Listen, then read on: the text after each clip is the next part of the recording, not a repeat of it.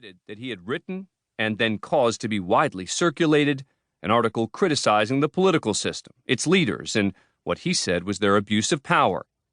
And while he could have been coy and suggested that his condemnation was broad and not specifically meant to single out Republican Party boss William Barnes, he chose to stand by every word and sought to prove that Barnes was in fact corrupt. As a legal matter, it was a defense far more difficult than it would be today. Roosevelt's attacks on Barnes were determined by the judge to be defamatory or libelous per se. Before the 1964 New York Times v. Sullivan case and its progeny, once that determination was made, if the defendant could not then prove the statements true, the only real issue would be the amount of damages awarded.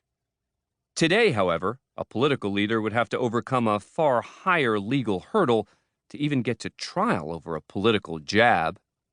This type of public figure plaintiff would now have to demonstrate not just that the statement was defamatory, but would be obliged to prove that it was false and that the defendant knew or suspected it to be so. While the legal standards have evolved, it's startling to think that over 100 years later, Roosevelt's claim of corruption still resonates so clearly, and in some cases so directly today. After all, this case was always about much more than just a formal accusation of libel against Theodore Roosevelt. All involved recognized the political system as it existed at that time would be on trial. For Roosevelt, it was about defending a legacy he had carefully crafted and jealously protected. When the case began in 1915, he was still one of the most influential people not just in the United States, but on the planet. 3 years earlier, he had left a Republican Party that he felt cheated him out of the 1912 nomination, launched his own party and lost to Woodrow Wilson, but only after splitting votes with Republican incumbent William Howard Taft, who received roughly 635,000 fewer votes than did Roosevelt. Not surprisingly, coverage of the trial was ubiquitous and exhaustive. The New York Times alone sometimes devoted as many as 12 single-spaced pages to a day's testimony, much of it including transcribed notes from various witnesses. A legion of first-hand accounts allowed us to supplement and animate the words from the trial transcript as well. That's probably the most significant difference between this and our previous book, Lincoln's Last Trial, the murder case that propelled him to the presidency, which used a little-known trial transcript to tell the story of Abraham Lincoln's defense of Peachy Quinn Harrison.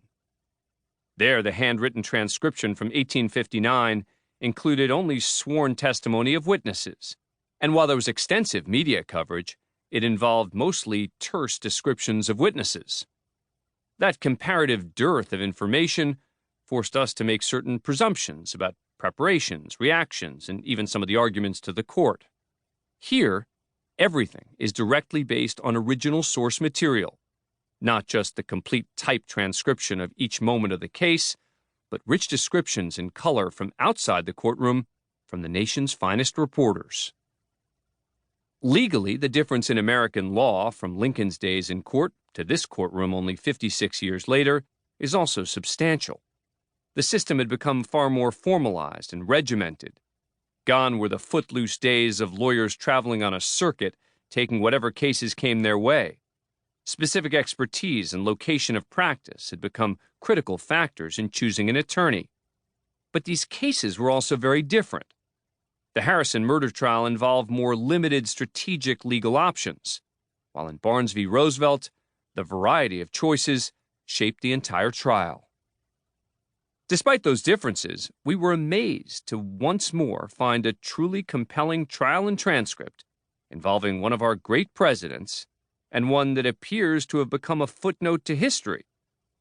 Yet again, our goal was to bring that mostly forgotten trial to life. There's also some surprising overlap between the Lincoln book and this one. First and foremost, Roosevelt was a great admirer of a central character in Lincoln's last trial, Robert R. Hitt. Having been Lincoln's trusted transcriber during the Lincoln-Douglas debates and a pioneer in that field, he transcribed the Harrison murder trial, meticulously chronicling Lincoln's precise words in his defense. We told that story through Hitt's eyes and described how he